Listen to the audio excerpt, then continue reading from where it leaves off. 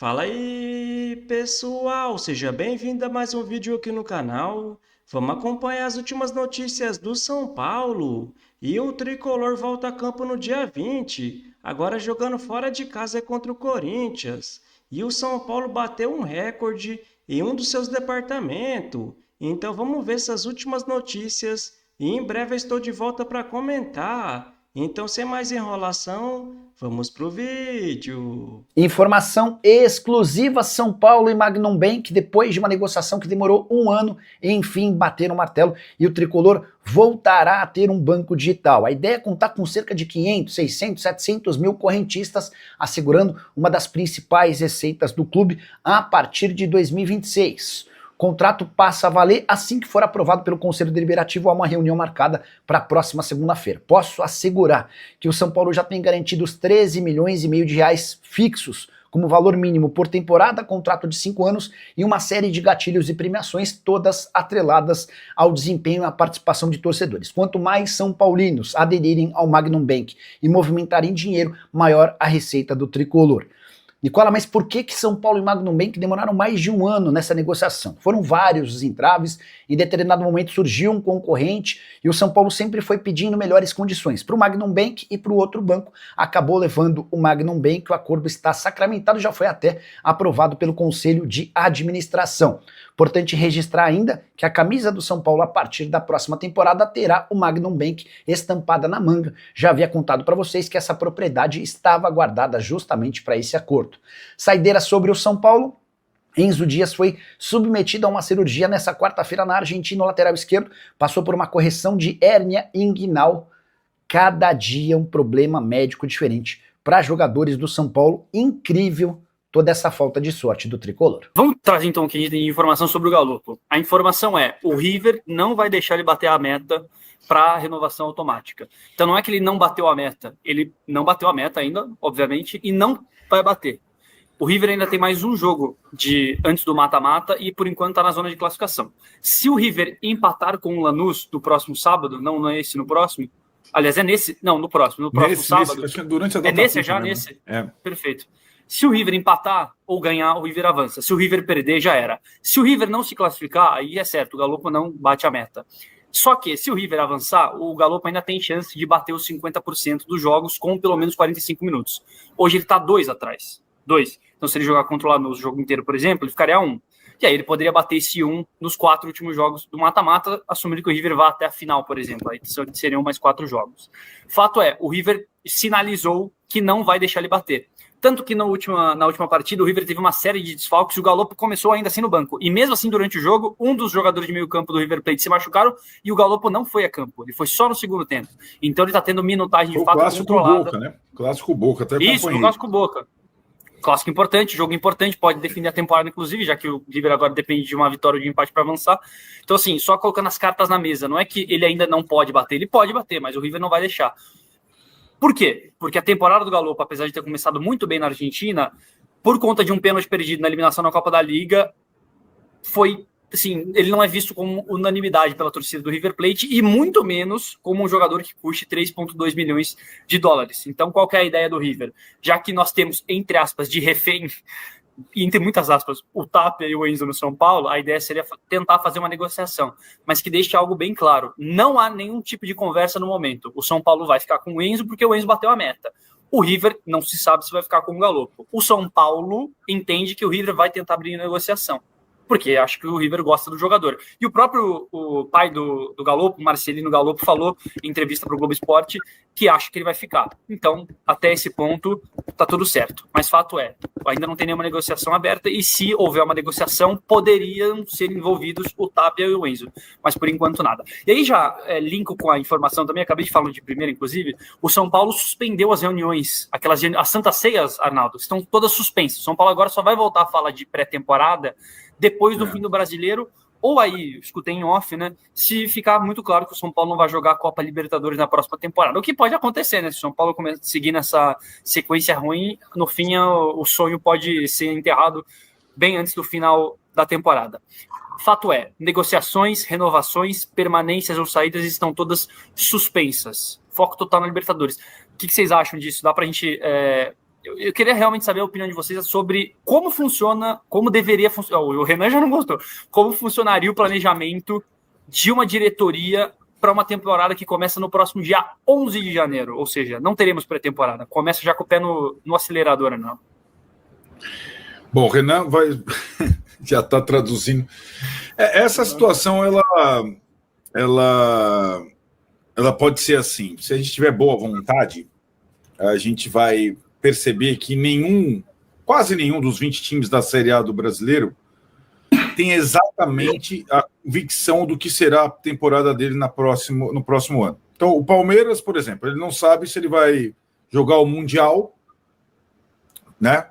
Agora, se ele vai jogar a Supercopa ano que vem. O Corinthians, ele não sabe se ele vai avançar a final da Copa do Brasil, se ele vai ganhar a Copa do Brasil, se ele vai a Libertadores. Não existe não planejar o ano seguinte, ainda mais com essas alterações de calendário, com cenários. Cenário pré-Libertadores, vai ser assim. Cenário sem Libertadores, vai ser assim. Se deixar... Porque, além de tudo, o São Paulo pode acabar em oitavo, como está hoje, e ficar esperando a final da Copa do Brasil para saber se vai para a pré-Libertadores ou não, dia 21 de dezembro. Não dá para esperar. O que ocorre nessa Santa Ceia, tal, não sei o que lá, é que, na verdade, o São Paulo não tem, hoje, o presidente Casares não tem autoridade hoje para determinar quem vai comandar o departamento de futebol do São Paulo para o ano que vem. Esse deixar rolar não existe. E é aquilo, se 2025 foi difícil, pode ser pior em 2026, quanto mais atrasa o planejamento do São Paulo. E algumas questões são independentemente do oitavo lugar ou da Libertadores. Esse que é o ponto. Esse que é o ponto. Exato. O Fala, ponto principal é esse. Não importa se vai para pré-Libertadores ou não. O planejamento, o perfil do seu elenco tem que estar sendo traçado já. Nesse momento. Quem o Crespo pretende que continue? Qual é o perfil de contratação com a carta na mesa? Nós podemos gastar isso aqui, é limitado. O Muricy deu entrevista esses dias, essa semana. Aí, no sorteio, o senhor Carlos Belmonte, né, também deu entrevista. E os dois, na mesma linha que o investimento será muito pequeno. Certo? Então, você já tem que estar com um perfil traçado do que vai ser o seu elenco e principalmente o planejamento de como será o início da temporada. E a gente já debateu aqui na semana passada ou retrasada, pelo menos o que eu penso que faria, o sorteio do Campeonato Paulista saiu muito complicado, uma sugestão que o Arnaldo deu. O Arnaldo deve estar trabalhando na Federação Paulista.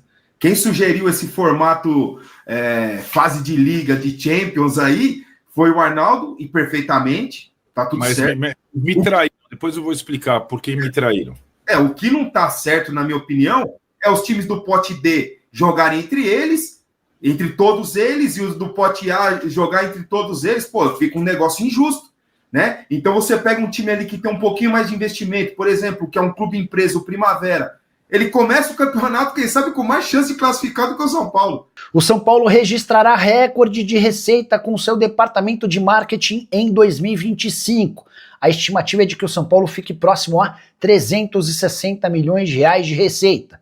O recorde pertencia à temporada passada, quando o São Paulo havia faturado 270 milhões de reais. Esse crescimento de 90 milhões de reais tem a ver com o reajuste em praticamente todos os patrocínios. A Superbet, patrocinadora master, por exemplo, mais do que dobrou seu valor numa renegociação com o São Paulo. Contrato com a Brax, em relação a placas de publicidade, também ajudou nesse crescimento de 90 milhões de reais. Importante registrar que, com receitas de marketing, a gente não inclui, por exemplo, bilheteria. Há uma participação do estádio com shows, camarotes, telão e placas da Brax, como eu já contei. Só para completar, é importante registrar que para 2026 a expectativa do São Paulo é de um crescimento ainda superior aos 360 milhões de reais.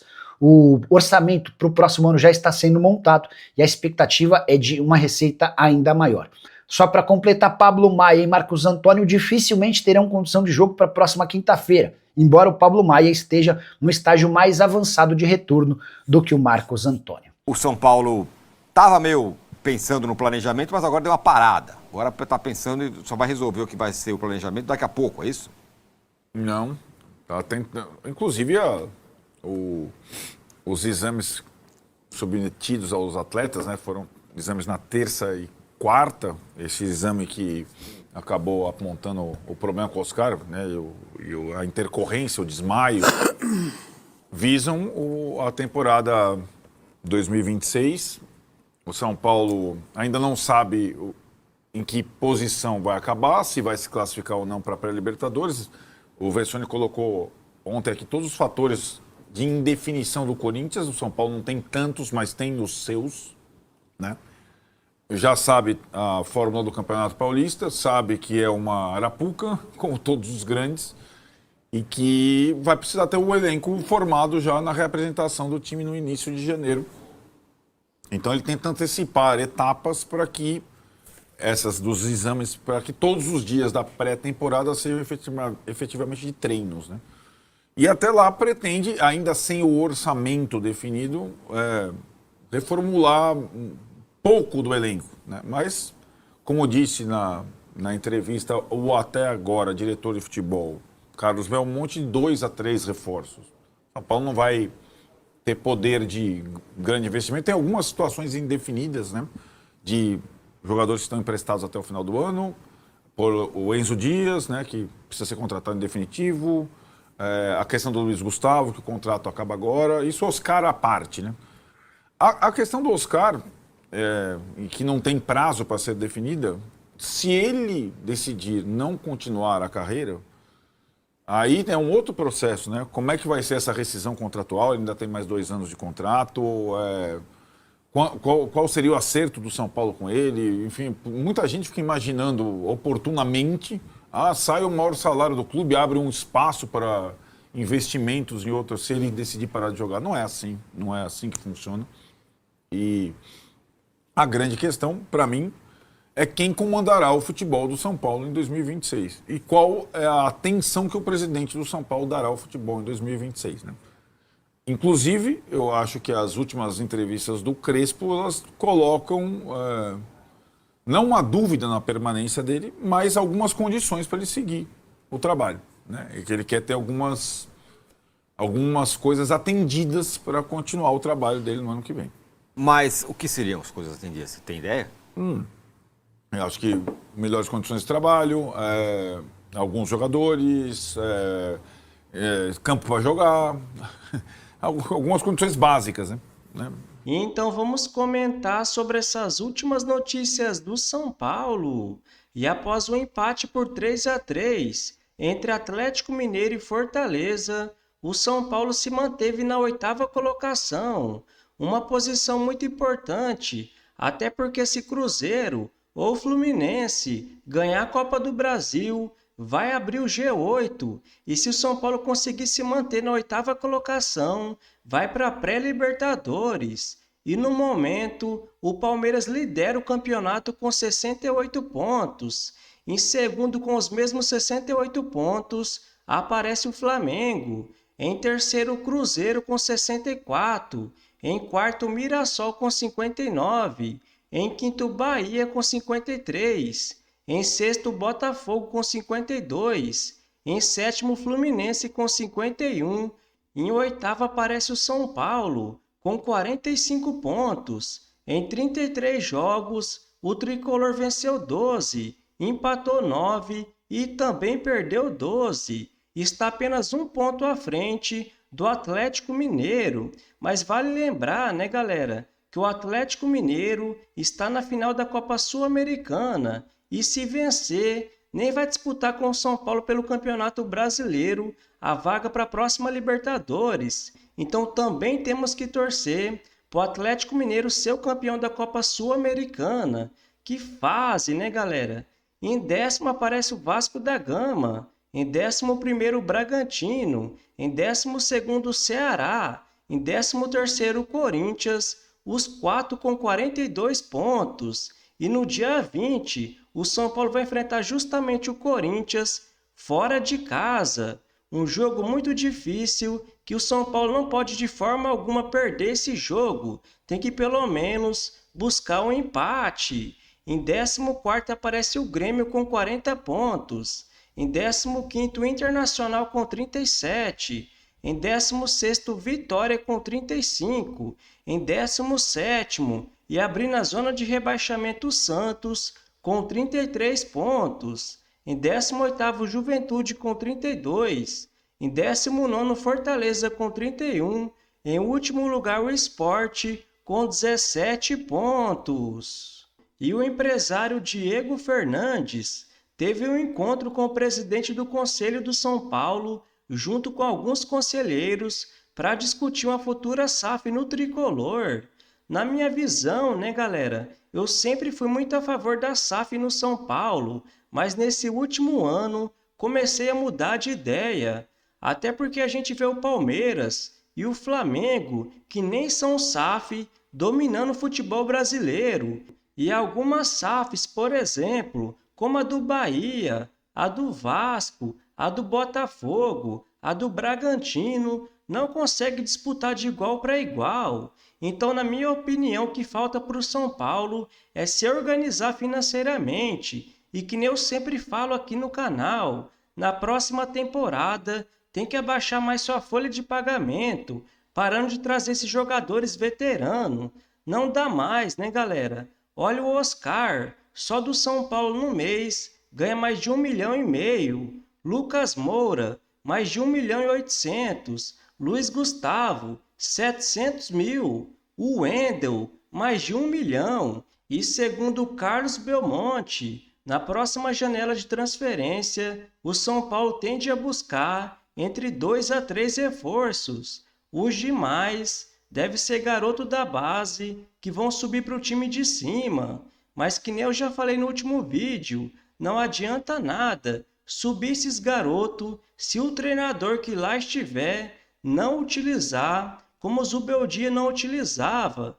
Precisa colocar esses garotos para jogar e no fim da temporada vender a preço justo, não a preço de banana, como o Júlio Casares fez com William Gomes, Henrique Carmo, Matheus Alves, Lucas Ferreira e por aí vai. Então, na minha visão, se o São Paulo conseguir se reorganizar e tiver um dirigente profissional, nem precisa virar SAF. E com essa possível aposentadoria do meia Oscar, o São Paulo pode ganhar um fôlego financeiro. E se realmente se confirmar, eu espero que esse dirigente aprenda a lição e não traga mais jogadores estrelas, como Rames Rodrigues, Daniel Alves, Juan Fran, agora Oscar, entre outros, porque a maioria ganha um alto salário e nem joga o esperado. Então isso precisa mudar, né, galera? O São Paulo precisa procurar jogadores mais físicos. Então, se você curtiu o vídeo, deixa seu like, se inscreva no canal e até a próxima!